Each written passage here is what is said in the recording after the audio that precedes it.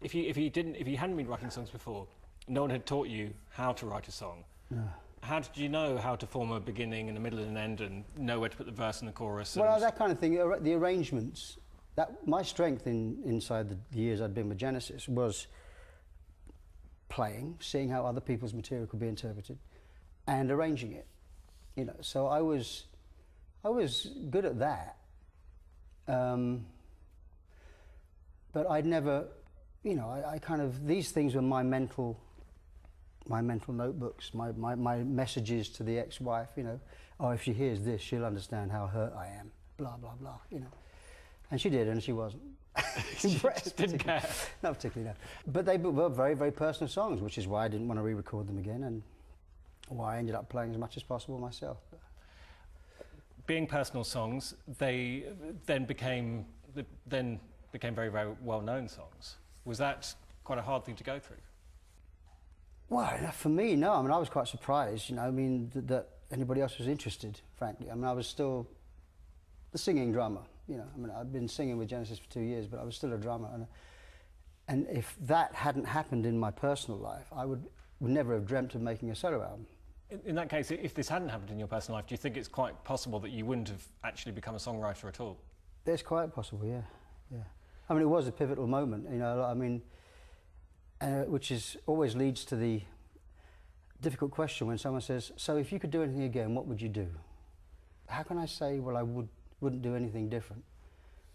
Because that means that maybe I could have tried harder, although it's hard to believe that I did. I could have tried harder. But, you know, make it work and blah, you know. So it's the difficult kind of question, because that led to so much. It led to me standing on my own 2 feet a bit more, being able to contribute more to the band, being able to write things that actually touched people, which is why they went out and bought the record, I guess. In the Air Tonight, is the lyrics, you said, just came to you? Yeah. So you weren't writing about specific events? No. But, you know, I don't know if you've ever been divorced, but there's a whole area of emotion that, you know, I mean, in that song you can hear, there's some mystery, of course, but that's more the sound and the way it's presented, I think. But there's a lot of anger and there's bitterness and, you know, but right next door to it on the album is a song called You Know What I Mean, which is like, hey, you've taken everything. You know what I mean? So it's like, it wasn't just anger on the album. But, in fact, I tried to find, the interesting thing is, I had the original lyrics at home in my pile of stuff. And I noticed that they were written, when I found them by accident, they were written on the back of the decorator's note paper who went off with the wife.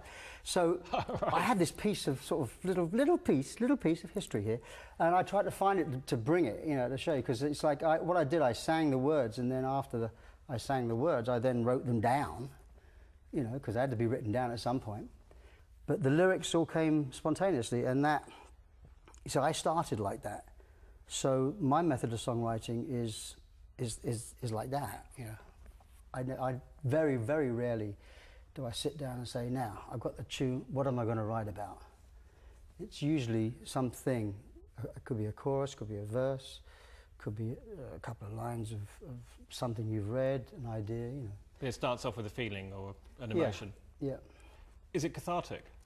I think if you're miserable, you tend not to put on a happy record to make yourself feel happier. You tend to sort of put a sad song on so you can feel worse and really enjoy the moment, you know. And so I suppose there's this perverse enjoyment you get out of really seeing how much you can say with as little as possible. I was really writing messages, you know, writing little letters, musical letters to my partner. So yeah, and at this point you didn't really have an idea of them becoming public property? No. No. And it didn't embarrass me, actually. Some people say, aren't you embarrassed by this? I mean, I never got embarrassed by what I wrote, because it was the truth, you know.